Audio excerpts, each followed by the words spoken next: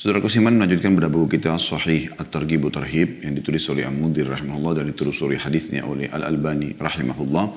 Dan kita masih dalam kitab salat serta kita akan melanjutkan insyaallah bahasan kita pada pagi ini insyaallah di hadis nomor 360, tepatnya urutan 11 di dalam bab kita ini atau pasal kita ini tepatnya, yaitu pasal anjuran salat 5 waktu, menjaganya dan mengimani kewajibannya. Hadis terakhir yang sempat kita bahas adalah hadis urutan ke-10 di pasal kita ini, dan dari awal kita belajar 359. Saya ulangi kembali, yang berbunyi dari Abdullah bin Mas'ud radhiyallahu anhu dari Rasulullah sallallahu alaihi wasallam bahwasanya beliau bersabda, "Yub'atsu munadin 'inda hadrati kulli shalah fayaqul ya bani Adam qumu fa'atfi'u dalam kurung ankum ma awqattum ala anfusikum fayakumun dalam kurung fatasqutu khatayahum min a'yunihim wa yusallun fayughfaru lahum ma bainahuma thumma tuqiduna fi ma baina dhalik fa idza kana 'inda as-salati al-ula nada ya bani Adam qumu fa'atfi'u ma awqattum ala anfusikum fayakumun fayatatahharun wa yusallun dalam kurung adh-dhuhr فيغفر لهم ما بينهما فإذا حضرت العصر فمثل ذلك فإذا حضرت المغرب فمثل ذلك فإذا حضرت العتمة فمثل ذلك فينامون dalam kurung وقد غفر لهم مدلج في خير ومدلج في شر. Artinya seorang penyeru diutus pada setiap waktu sholat tiba, maksudnya dari kalangan malaikat. Dan dia berkata, wahai anak cucu Adam, berdirilah lalu matikanlah dalam kurung atau padamkanlah dalam kurung dari kalian apa yang telah kalian nyalakan atas diri kalian. Mereka berdiri dalam kurung, maka kesalahan-kesalahan mereka berjatuhan dari mata mereka. Mereka sholat, lalu dosa-dosa yang ada di antara keduanya diampuni untuknya. Kemudian kalian menyalakan di antara itu. Lalu ketika sholat pertama tiba, dia memanggil, wahai anak cucu Adam, berdiri lalu matikanlah apa yang telah kalian nyalakan atas diri kalian. Mereka berdiri lalu bersuci, maksudnya berwudu, dan menunaikan sholat duhur. Maka dosa-dosa yang ada di antara keduanya diampuni untuknya, maksudnya antara subuh sama duhur. Jika asar telah hadir, maka seperti itu juga. Jika maghrib telah hadir, maka seperti itu. Dan jika isya hadir, maka seperti itu. Lalu mereka tidur dalam kurung dalam keadaan telah diampuni.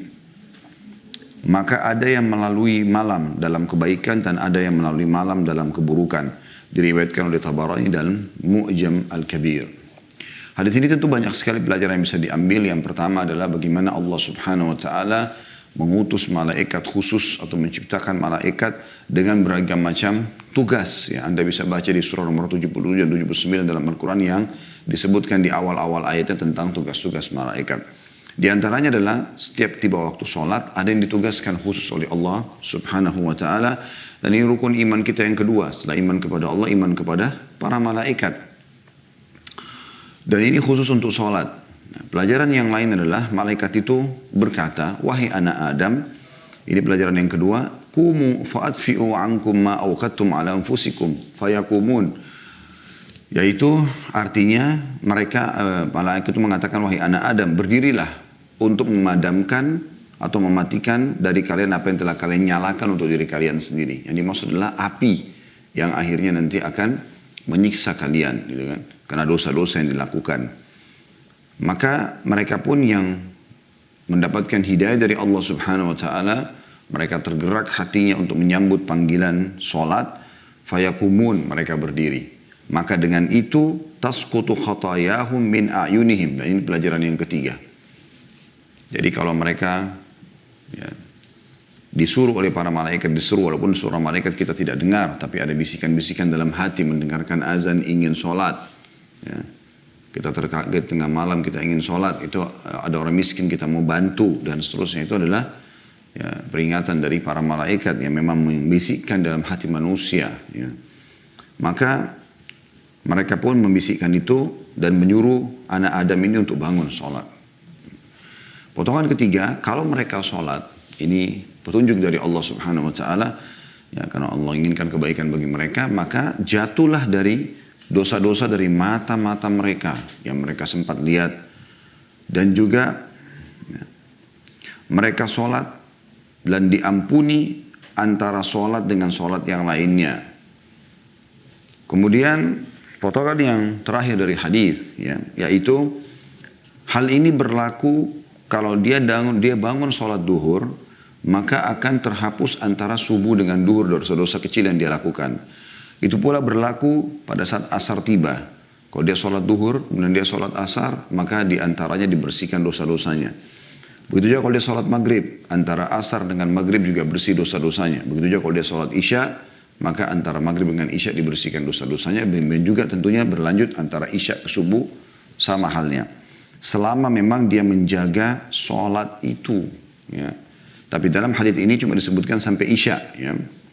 Di dalam hadis yang sebelumnya kita pelajari, memang antara sholat 5 waktu itu pembersihan dosa di antara keduanya. Kalau hadis ini diberikan penjelasan dari subuh ke duhur, duhur ke asar, asar ke maghrib, maghrib ke isya, gitu kan? Sampai ke faida hadaratil atamatu famithlu dzalik. Dan kalau tiba waktu isya maka seperti itu juga.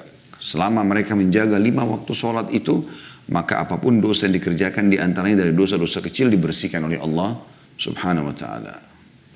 Maka manfaatnya karena dosa mereka bersih, gitu kan? Maka fayanamun wa qad ghufira lahum. Mereka tidur sementara dosa mereka sudah dibersihkan. Nah, ini pelajaran juga dari hadis, ya. Jadi kita mengambil dari hadis ini ada beriman tentang keberadaan malaikat dan fungsi-fungsi mereka. Di sini salah satunya adalah mengingatkan masalah anak Adam untuk sholat, ya. Kemudian yang kedua adalah bagaimana sholat itu berfungsi untuk meredam dan memadamkan api yang sudah dinyalakan oleh anak Adam. Karena dosa mereka bisa menyebabkan mereka disiksa di api neraka. Dan yang ketiga, kalau mereka sholat maka jatuhlah dosa-dosa dari penglihatan mereka. Nah, kemudian yang keempat adalah antara sholat dengan sholat itu pembersihan selama dia jaga. Subuh ke duhur, duhur ke asar, asar ke maghrib, maghrib ke isya. Gitu. Dan dengan ini maka bersih dosa-dosa mereka. Yang terakhir yang kelima adalah potongan hadis mudlajun fi khairin wa mudlajun fi syarr. Nabi SAW berikan kita bocorannya. Orang-orang yang sholat 5 waktu itu, maka mereka tidur dalam keadaan baik. Melalui malam mereka dalam keadaan kebaikan. Karena tidak ada dosa. Artinya kalau mereka meninggal, insya Allah mereka aman. Tentu juga teman-teman jangan lupa ya. Syarat dibersihkannya dosa-dosa kecil ini, ya, kalau diantaranya tidak dikerjakan dosa besar. Oleh karena itu syaitan sangat luar biasa berusaha untuk menjerumuskan manusia agar mereka melakukan dosa besar di antara sholat 5 waktu ini. Ya. Jadi berusaha terjerumus dalam perzinahan, dalam riba, dalam mencuri, ya, dalam gunjing, ya, dalam fitnah, supaya pembersihan dosa walaupun dia sholat tidak terjadi pembersihan dosa-dosa kecil itu kecuali dia taubat dari dosa besarnya. Dan juga ada orang yang melalui malam dengan keburukan. Maknanya adalah yang tidak menjaga sholat. Karena yang sedang disinggung adalah masalah sholat. Nah, akhirnya Allah Subhanahu wa ta'ala tidak membersihkan dosanya. Karena sehari bisa dibersihkan dosa 5 kali. Hadis yang sebelumnya sempat kita bahas pada Jumat yang lalu. Alhamdulillah kalau anda masih ingat. Yaitu bagaimana diperumpamakan sholat 5 waktu oleh Nabi SAW. Seperti sungai yang mengalir dengan deras di depan rumah seseorang di antara kita. Lalu dia mandi 5 kali sehari. Tentu tidak akan tertinggal lagi kotoran di badannya. Begitulah perumpamaan 5 waktu sholat. Kita akan masuk teman-teman sekalian di hadis nomor 360 urutan 11 dan ditulis sahih li ghairihi mauquf. Ya. Bunyinya dari Tariq ibn Shihab bahwa dia menginap di rumah Salman Al-Farisi untuk melihat kesungguhannya dalam beribadah.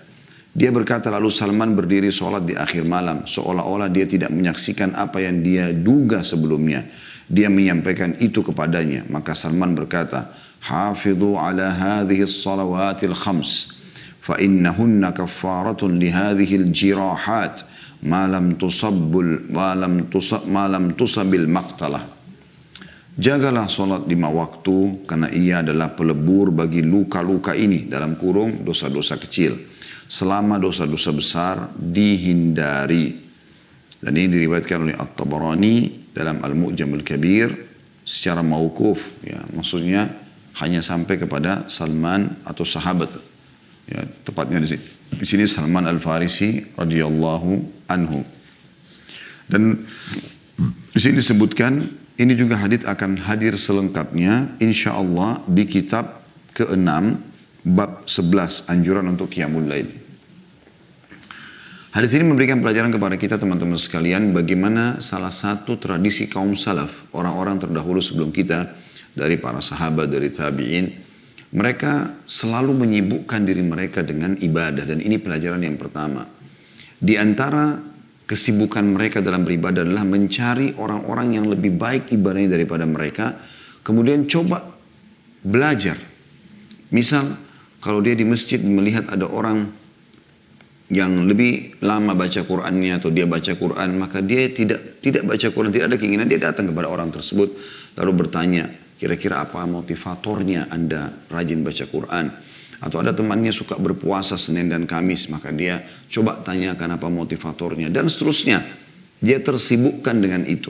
Dia tersibukkan dengan menanyakan dan terus meningkatkan kualitas ibadahnya. Tentu bukan hanya sekedar membekali diri dengan ilmu, tapi bagaimana juga bersama dengan komunitas orang-orang yang saleh, ya, komunitas orang-orang saleh. Ini diantaranya yang mereka lakukan para sahabat dan tabi'in. Ini Tariq ibn Shihab adalah seorang tabi'in yang masyhur. Dia pun rahimahullah datang bertemu dengan Salman Al-Farisi. Khusus hanya untuk dia nginap di rumahnya, mau tahu bagaimana ibadahnya. Ya, biasanya orang kalau nginap itu tahunya ibadah sholat malam, ya. Ibadah sholat malam. Dan memang kebetulan dibahas di sini adalah sholat malamnya. Makanya tadi Al-Mundhiri mengatakan hadits ini akan lebih panjang nanti disebutkan riwayatnya tentang Salman Al-Farisi dan kunjungan Tariq ibn Shihab ke rumahnya. Itu ya di hadits atau di pasal khusus bab atau di bab yang pasalnya membahas khusus masalah qiyamul lail. Dari sini teman-teman sekalian bagaimana mereka lakukan itu. Ada satu tradisi yang menarik pernah dicontohkan juga oleh dua orang tabi'in yang masyhur. Mereka bersahabat, Abdullah bin Mubarak dengan Fudail bin Iyad rahimahumullah. Bagi yang sering ikuti ceramah kami tidak asing dengan kisah ini, ya, tapi saya di sini mengingatkan kembali.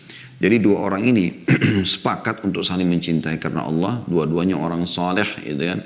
Walaupun Fudail bin Iyad, orang yang kedua dari dua sahabat ini, yang pertama Abdullah bin Mubarak, yang kedua Fudail bin Iyad, ini dulunya bekas perampok, tapi hanya bertaubat dan kemudian menekuni ilmu sampai menjadi ulamanya muslimin, gitu kan. Yang jelas mereka ini punya satu tradisi yang unik itu. Mereka selalu sepakat, sholat subuh mereka sholat di satu masjid, kemudian duhur, asar, maghrib mereka berpisah, kemudian isya, ya, mereka ketemu di satu masjid. Tujuannya betul-betul untuk mereka mencari siapa yang punya pengalaman dan kegiatan spiritual atau keimanan atau ibadah yang lebih baik daripada mereka. Jadi misalnya duhur Abdullah bin Mubarak sholat di masjid ini, si Fudail bin Iyad sholat di masjid ini. Kemudian mereka cari siapa kira-kira di situ ya di masjid yang dia bisa ambil pelajaran dari, misalnya orang lama berzikir, orang lama berdoa, orang sholat sunnah, orang baca Quran, orang menangis berdoa taubat dan seterusnya. Dia datang lalu bertanya. Nanti isya mereka ketemu saling berceritakan. Tadi saya ketemu begini loh, tadi saya ketemu begini, seperti itulah.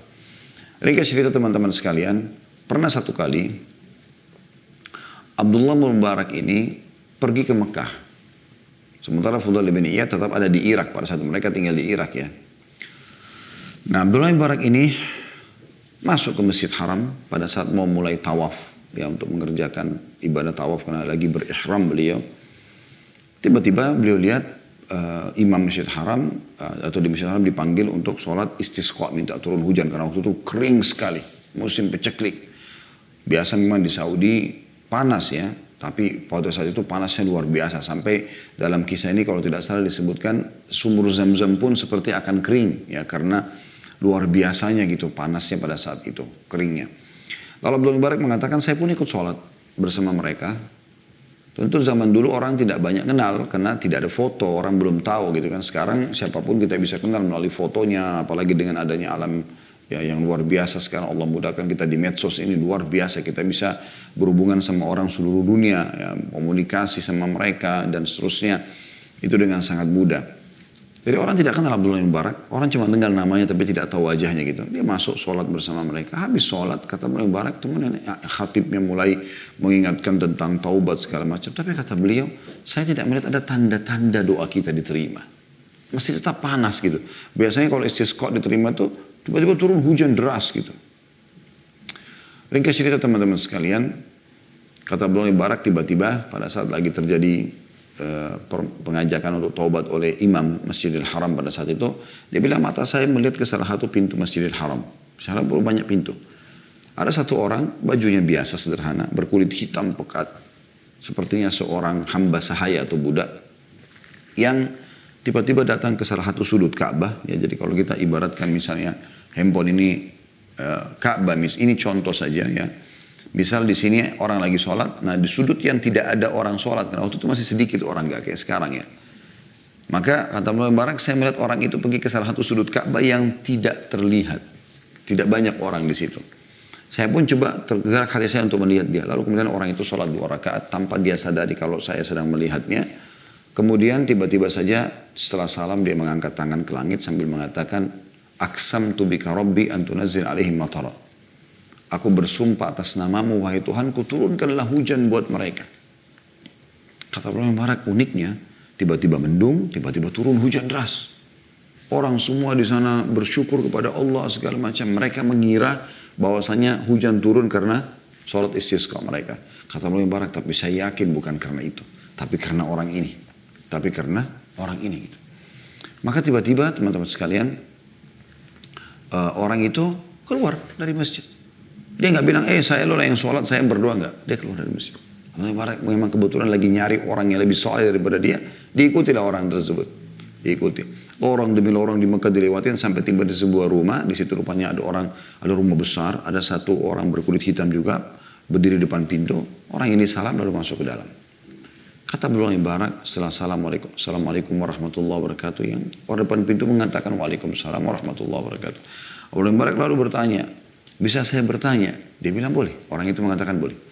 Kata Abdullah bin Mubarak, saya mau tahu siapa pemilik rumah ini? Kata orang depan pintu tadi, saya. Lalu kata Abdullah bin Mubarak, yang tadi masuk itu siapa? Ya, yang jadi target Abdullah bin Mubarak ini ya. Maka orang yang di depan rumah itu mengatakan itu salah satu hamba sahaya saya. Begitu mendengar hamba sahaya ini berarti bisa diperjualbelikan. Ya, orang di zaman dulu itu kayak orang kelas nomor 2 gitu ya.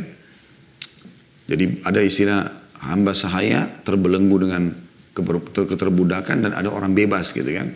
Dalam istilah agama kita juga ada hur dan abd gitu kan ya. Kalau perempuan amah. Yang jelas teman-teman sekalian, pada saat itu Abdullah bin Mubarak makin penasaran karena betul yang dia terka ini adalah seorang hamba sahaya gitu. Maka berkatalah Abdullah bin Mubarak, saya ingin tanya lagi. Kata tuan rumahnya, baik silakan. Bagaimana ibadahnya hamba sahaya Anda itu? Kata dia, jangan Anda tanyakan bagaimana ibadahnya. Orang ini selalu kalau sepanjang hari kasih hak saya. Di malam hari dia cuma tidur sedikit lalu dia berikan hak Tuhannya. Tidak pernah ketinggalan sholat malam. Dan yang lebih unik kata majikannya ya, pada saat itu. Majikan budak itu mengatakan, yang lebih unik lagi kalau saya memberikan gaji dia 2 dirham, sedikit sekali ya. 1 dirhamnya disedekahkan kepada orang lain dan 1 dirham dipakai untuk kebutuhannya. Anda bisa bayangkan kalau Anda punya gaji misalnya 1 juta, langsung begitu terima gaji 500 ribu sedekahin. Bisa nggak Anda lakukan itu? Itu bukan hal yang ringan gitu. Karena keimanannya kepada Allah SWT dia pokoknya kasih setengah gitu. Maka pada saat itu Abdullah bin Mubarak mengatakan pantas saja. Ya. Bisa nggak saya beli budak ini? Kata tuan rumahnya, nggak mungkin saya jual. Budak ini berkahnya luar biasa di rumah sini. Maksudnya luar biasa, saya suka gitu. Dia mendatangkan keberkahan di rumah ini dengan ibadahnya. Kata Abdullah bin Mubarak, saya Abdullah bin Mubarak. Waktu dia bilang saya Abdullah bin Mubarak, Abdullah bin Mubarak ini namanya luar biasa gitu. Mendunia pada saat itu, bukan cuma di sekitar di Mekah sama di Irak saja gitu. Maka dia bilang, apakah Anda Abdullah bin Mubarak? Dia bilang, iya. Saya Abdullah bin Mubarak dari Irak. Saya kebetulan datang untuk ibadah. Ya, dan saya melihat tadi budak Anda ini cukup bagus ibadahnya, maka saya ingin membelinya. Kata dia, baik, kalau Anda Abdullah bin Mubarak saya akan jual. Dijual lah, ringkas cerita. Abdullah bin Mubarak selesaikan ibadahnya. Kemudian dia ajak budaknya ini untuk menuju ke Irak bersama dia. Budak ini belum paham apa-apa gitu. Di tengah jalan, pas lagi istirahat, kata Abdullah bin Mubarak, kita mau istirahat. Kata si budaknya ini, baik tuan, Nah, ada bahasa tuan gitu ya. Kata Abdullah bin Mubarak, mulai sekarang jangan kau panggil saya tuan, tapi kau tuan saya. Bahasa ini sangat luar biasa nih bagi seorang hamba sahaya gitu ya. Maka dia mengatakan, kenapa Tuhan berkata begitu? Dia bilang, Abdullah bin Mubarak mengatakan, saya membeli kamu dengan alasan. Kata dia, apa alasannya? Kata Abdullah bin Mubarak, alasannya adalah saya melihat kau sholat tadi di Masjid Haram. Waktu orang lagi minta hujan, istisqa, saya melihat kau datang ke salah satu sudut Ka'bah dan kau berdoa. Kau sholat 2 rakaat dan kau berdoa sama Allah. Kau bersumpah sama Allah agar turun hujan. Dan turun hujan. Saya yakin turun hujan karena kamu, bukan karena mereka. Karena saya ikut sholat bersama mereka sebelumnya. Setelah sholat kita sudah diajak bertobat tapi tidak juga mendung atau turun hujan. Maka tiba-tiba budak itu wajahnya berubah. Kayak orang yang ketakutan. Lalu kemudian dia mengatakan, apakah anda menyaksikan itu? Kata dia, Abdullah bin Mubarak, iya. Kemudian dia mengatakan, Tuan, dia bilang sama Abdullah bin Mubarak, izinkan saya sholat 2 rakaat. Kata Abdullah bin Mubarak, baik, silakan. Abdullah bin Mubarak ini, ya, begitu mendengar sholat, dia bayangkan sesuatu yang besar akan terjadi lagi seperti kejadian tadi. Dan ini unik karena di depan mata dia langsung. Dan budak ini tahu kalau dia dilihat gitu ya. Sholat 2 rakaat, habis selesai 2 rakaat, kata Abdullah bin Mubarak, jangan anda tanyakan indahnya sholatnya. Indah sekali sholatnya dengan tumak nina, dengan luar biasa. Yang antara di Masjid Haram sama yang di padang pasir berjalan ini tidak ada bedanya gitu. Bagus sekali. Setelah salam dia cuma mengatakan satu kalimat, Al-an ya Rabb. Artinya sekarang hai Tuhan, hai Tuhanku. Tiba-tiba dia meninggal dunia. Abdullah bin Mubarak periksa, cek, meninggal dunia orang ini. Maka Abdullah bin Mubarak menguburnya segala macam, kemudian dia pulang ke Irak. Lalu dia cerita sama temannya. Wahai Fudail, sahabatnya tadi yang pertama saya bilang dia tinggal di Irak. Aku telah bertemu dengan seseorang. Allah telah mempertemukan aku dengan seseorang di Mekah yang ibadahnya, kalau dibandingkan ibadahku dengan kamu, kita ini tidak ada apa-apanya. Tapi terjadilah hal yang seperti yang diceritakanlah kisahnya. Gitu. Lalu kemudian Abdullah bin Mubarak di penutupan kisah menceritakan, mengatakan kemungkinan besar budak ini berkata setelah sholat atau dalam sholatnya dia berdoa sama Allah, ya Allah, andai saja setelah ketahuan doa saya di Masjid Haram itu, setelahnya ibadahku menjadi riya, maka matikanlah aku. Kalau setelahnya ibadahku tetap baik, maka hidupkanlah aku. Makanya dia mengatakan setelah salam, sekarang wahai Tuhanku. Maka Allah pun akhirnya mencabut nyawanya. Nah kita lihat di sini teman-teman sekalian, bagaimana kasus Abdullah bin Mubarak dan Fudail bin Iyad rahimahumullah, mereka mencari orang yang lebih saleh dari mereka. Ya, dan ini penting sekali. Karena Nabi SAW mengatakan dalam sebuah hadis, Al-mar'u ala dini khalili. Seseorang sesuai dengan agama sahabatnya, lingkungannya.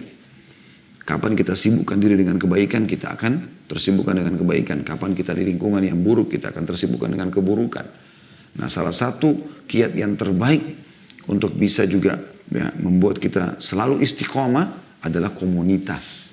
Komunitas yang memang mengajak kita dalam kebaikan. Itu penting.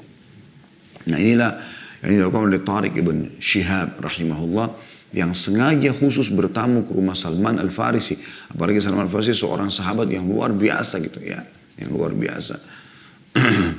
Beliau orang yang sangat dikenal di kalangan sahabat, orang yang berilmu. Dan Anda bisa ikuti di YouTube, ada di playlist ya. Dicari serial sahabat Salman Al-Farisi. Saya sudah jelaskan panjang lebar tentang kisah sahabat yang mulia ini gitu. Yang jelas teman-teman sekalian, pelajaran kita bisa ambil adalah bagaimana seseorang di antara kita coba mengorek ya, ilmu manfaat dari orang-orang saleh, atau minimal ya, berbaur sama mereka, berteman sama mereka, dekat mereka saja sudah luar biasa. Apa kata Ibnu Qayyim rahimahullah tentang gurunya Ibnu Taimiyah? Dia mengatakan, kami kalau sudah merasa sumpah, merasa malas ibadah, kami datang hanya untuk melihat saja Ibnu Taimiyah.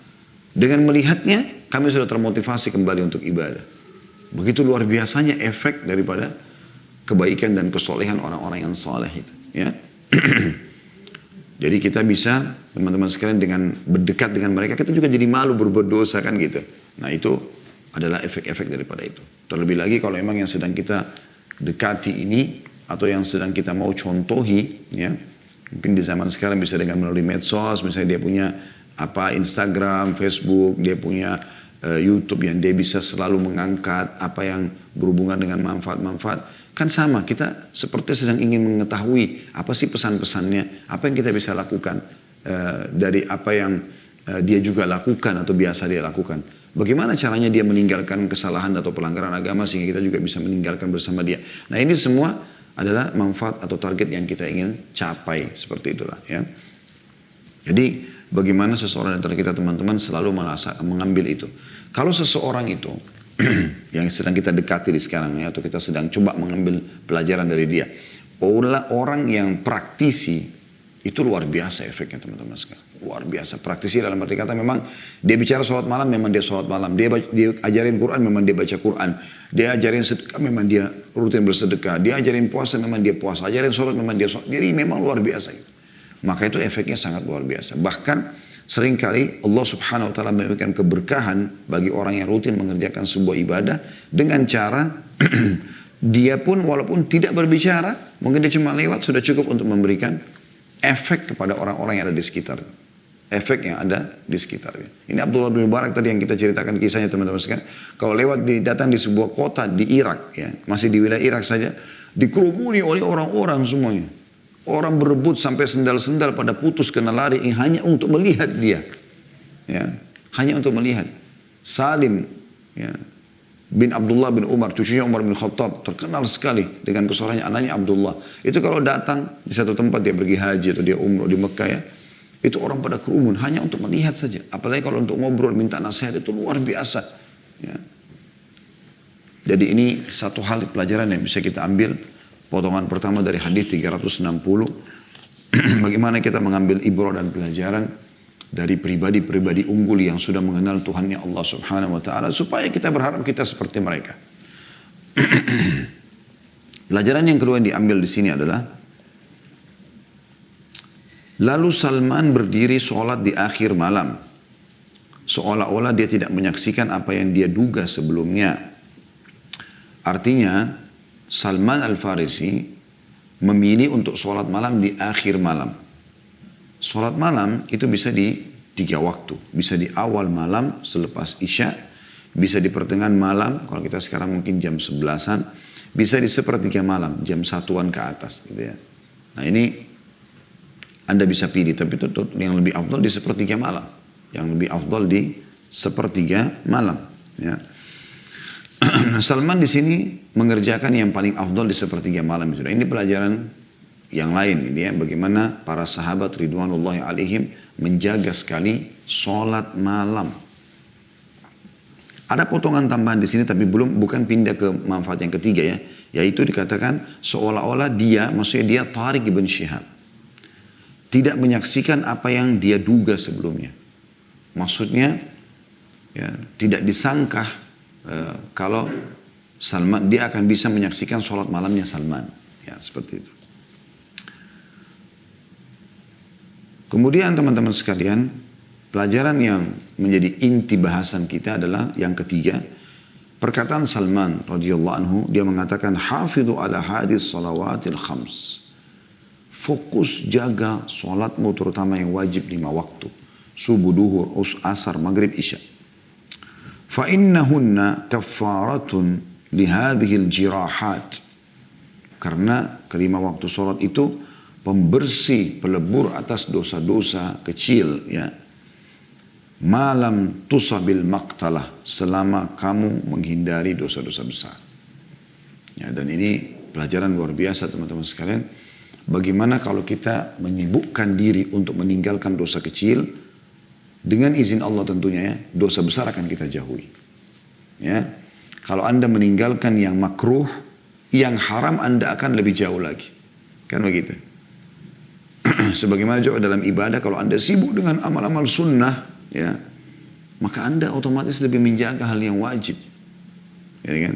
Kalau Anda suka menjaga sholat duha, sholat malam, sholat 5 waktu Anda, saya yakin Anda pasti lebih jaga lagi. Anda biasa umroh, haji ringan buat Anda. Anda biasa sedekah, zakat jadi ringan buat Anda. Anda biasa puasa Senin Kamis, Ayyamul Bid, 3 hari setiap bulan ya. Tanggal 13, 14, 15 dari bulan Hijriah. Akan tidak asing lagi atau tidak sulit untuk Anda berpuasa Ramadan. Bahkan dipastikan insya Allah Anda tidak akan tinggalkan. Seperti itulah. Dan ini pelajaran yang luar biasa teman-teman sekalian. Makanya jangan lalaikan ibadah-ibadah sunnah. Ya. Sebagaimana juga jangan menganggap remeh dosa-dosa kecil ataupun hal-hal yang makruh. Makruh bukan dosa. Tapi kalau Anda tinggalkan makruh, ini apa hukumnya makruh? Oke, Anda tinggalkan. Maka yang haram Anda akan lebih jauh nantinya.